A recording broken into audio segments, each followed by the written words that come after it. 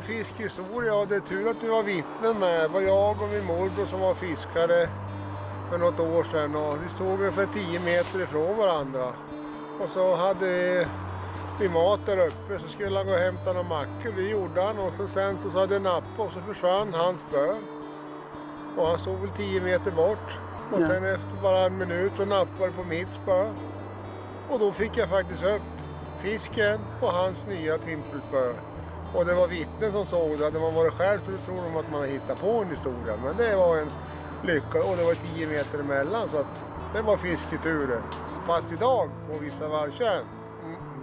Idag är det dåligt. Inte ett hugg på 2 timmar. Och det är minst 30 fiskare här. Alla har lika tomt.